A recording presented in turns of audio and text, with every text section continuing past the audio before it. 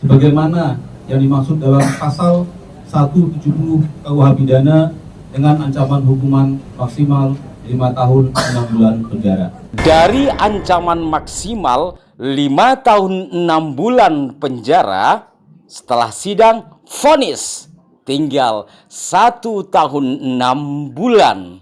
Yang 4 tahun kemanakah? Tinggallah sang Kiai NU yang menjadi korban kebrutalan mereka itu kemudian pulang dengan mobilnya yang masih rusak parah. Ini Kiai Sakti. Assalamualaikum warahmatullahi wabarakatuh. Salam jumpa, salam sejahtera untuk Anda semua. Salam persaudaraan dari kami Aras9 Channel. Apa kabar saudara-saudaraku? Semoga Anda dan kita semua senantiasa dalam lindungan Tuhan Yang Maha Kuasa. Dan tak lupa saya mengucapkan terima kasih tak terhingga atas respon positif Anda terhadap konten-konten kami. Juga mohon maaf jika tidak semua komentar sempat kami berikan balasan. Yang komentarnya konstruktif, membangun, semoga menjadi amal jariah. Yang tidak konstruktif, semoga segera konstruktif, gitu sajalah ya. Karena banyak juga komentar-komentar yang sekarang ini mulai mengarah kepada fitnah, yang diantaranya mungkin pada saatnya akan kami ulas juga sebagai pelurusan.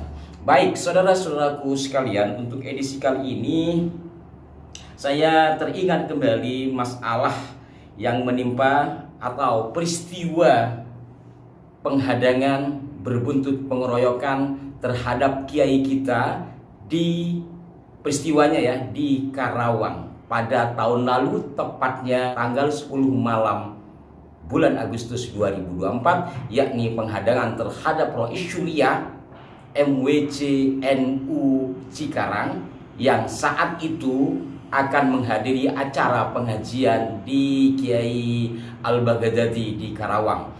Atas pengeroyokan itu kemudian seorang banser terluka lebam, bahkan katanya sempat trauma.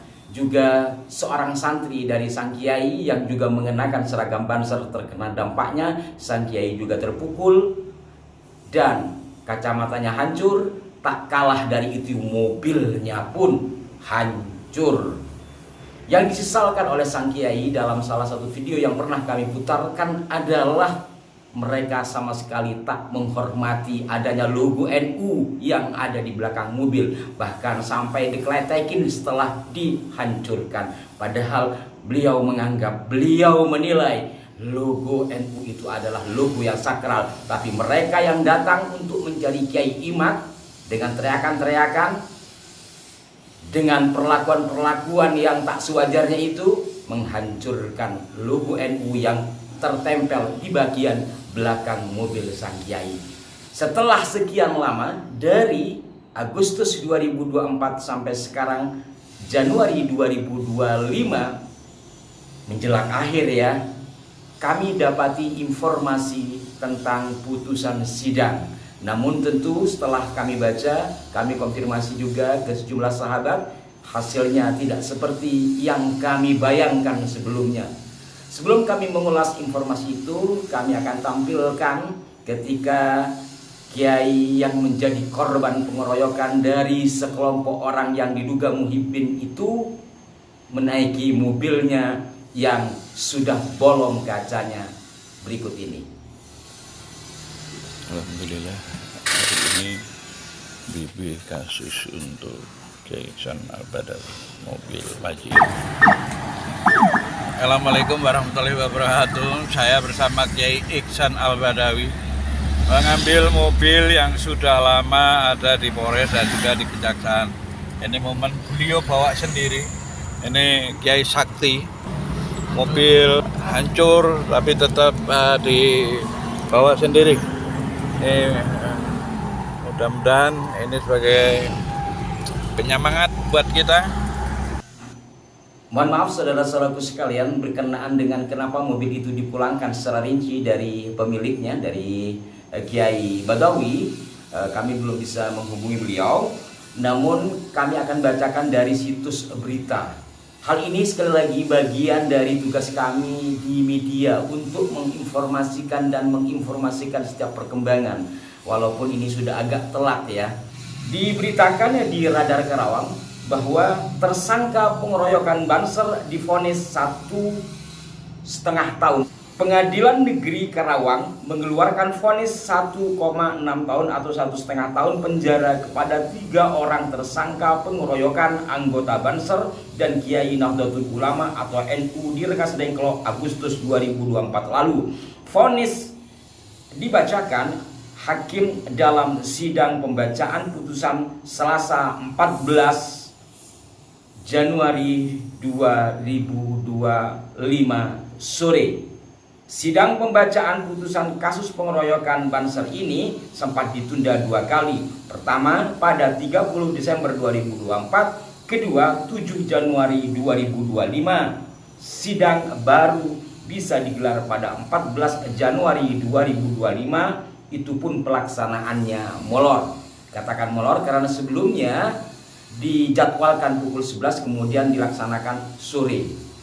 Nah, dari awal pemberitaan ini saja sudah ada hal yang menggelitik bagi Anda atau bagi kita yang memahami atau menelaah persoalan ini. Di beberapa bulan lalu, artinya masih dalam 2024, itu kan tersangkanya 4 orang, yang 1 DPO. Ini yang diputuskan baru 3, berarti yang 1 entah kemana, apakah masih DPO atau bagaimana. Ini kami butuh penjelasan dari pihak kepolisian Karawang ya. Nah, terkait dengan tertundanya ini juga menjadi pertanyaan. Bahkan 2 kali penundaan itu sempat juga mendatangkan sejumlah anggota Ansor Banser ke lokasi pengadilan. Namun ya tetap saja ditunda sampai akhirnya 14 Januari yang lalu, itu pun molor waktunya dan dilakukan putusan yang putusannya pada 3 pelaku itu 1,6, 1 tahun 6 bulan. Itu pun kalau nggak ada potongan-potongan nanti ya, wallahu a'lam lah. Saya lanjut dulu pembacaannya terkait dengan penundaan jadwal atau jamnya ya. Kami sudah nunggu dari siang karena jadwal jam 11 tapi baru bisa digelar sore jam 3-an, kata salah seorang anggota Banser Mansur Selasa 14 Januari 2025.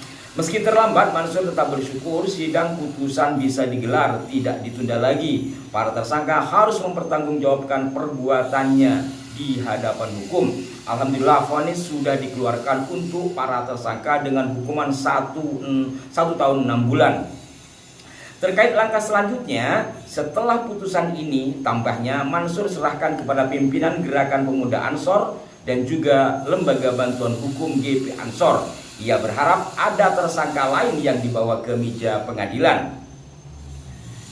Ini kan kasusnya pengeroyokan, yang jadi tersangka baru 3. Saya meminta kepada pihak kepolisian untuk terus mengusut kasus ini. Pastinya ada pelaku lain yang belum ditangkap.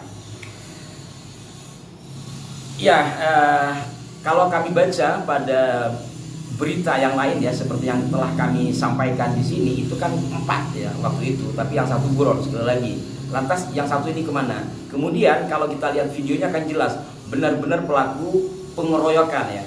Saya pikir pada saat itu bukan masuk kepada pasal pelaku pengeroyokan, tapi kepada hal-hal lain yang lebih dari itu. Karena yang dicari pada saat itu kan Kiai Iman, bahkan ada teriakan BUNUH, kemudian bakar-bakar. Kita tidak bisa membayangkan jikalau benar ada Kiai Iman di sana, apa yang akan terjadi pada saat itu. Tidak ada pun terjadilah persoalan yang sangat mengiris hati kita semua itu. Nah, dari sini juga saya teringat ya kepada persoalan sejarah. Ini jelas-jelas ada videonya, up to date pada saat itu, bahkan ada yang live. Ya seperti inilah. Bahkan dalam situs berita NU Online, para tersangka ini sebelum divonis ya, itu sempat dikeluarkan, artinya menjadi tahanan kota lah gitu. Yang akhirnya sahabat kami Mas Hamzah itu dari GP Ansor, LBH GP Ansor mendatangi karena dikeluarkan, artinya hanya menjadi tahanan kota. Ada apa dan kenapa? Walaupun Mas Hamzah pada saat itu juga akhirnya ya menghormati. Tapi kenapa sampai dikeluarkan? Memang ada alasan-alasan dari pihak yang berwenang. Namun ya tentu saja menjadi janggal bagi kami. Terkait hal itu saya akan taruh di kolom deskripsi ya untuk mempersingkat tayangan. Silakan Anda nanti untuk mempelajari.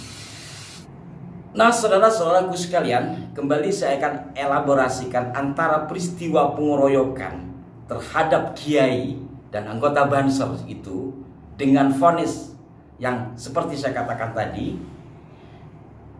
Kalau dikaitkan dengan persoalan kesejarahan, sekali lagi, secara khusus pemalsuan makam yang banyak diminta oleh sejumlah sahabat-sahabat komentator, kenapa tidak dibawa ke ranah hukum? Akhirnya kami pun melakukan diskusi dengan Mas Taufik berkenaan dengan celah hukum. Celah hukumnya ada, tapi tidak ada pasal yang berbunyi spesifik pemalsuan makam. Nah, kalau peristiwa di Karawang seperti itu adanya, videonya jelas ya, kita tahu hasilnya bagaimana dan seperti apa. Lantas dengan pasal yang masih interpretatif, kira-kira bagaimana hasilnya? Maka saya pikir langkah menyampaikan pelurusan itu tak kalah pentingnya ketimbang menyampaikan atau membawa ke ranah hukum. Walaupun tentu membawa ke ranah hukum dalam kasus itu juga penting, tetapi langkah awal memberikan penyadaran dan pelurusan menurut hemat kami jauh lebih penting, karena itu langsung memberikan pelurusan. Nah, berkenaan dengan mobil Kiai, kembali lagi kepada kasus Karawang ya. Mobil yang dibawa oleh Kiai dalam kondisi rusak seperti itu, lantas sekarang siapa yang akan memperbaiki? Mobil itu kan waktu itu dijadikan sebagai barang bukti. Ketika sudah pulang berarti ini sudah dianggap selesai. Lantas kondisi mobil yang sudah seperti itu, siapakah kira-kira yang bertanggung jawab? Dan kecuali itu kita tahu siapa pelakunya, apa penyebabnya, dan siapa korbannya. Semoga ini menjadi perhatian bagi kita semua. Tak perlu panjang lebar saya menyampaikan hal ini. Kiranya kita sama-sama memiliki endapan terkait peristiwa yang mengiris hati kita semua itu. Semoga bermanfaat. Berikan masukan yang konstruktif di kolom komentar. Sampai jumpa. Wassalamualaikum warahmatullahi wabarakatuh.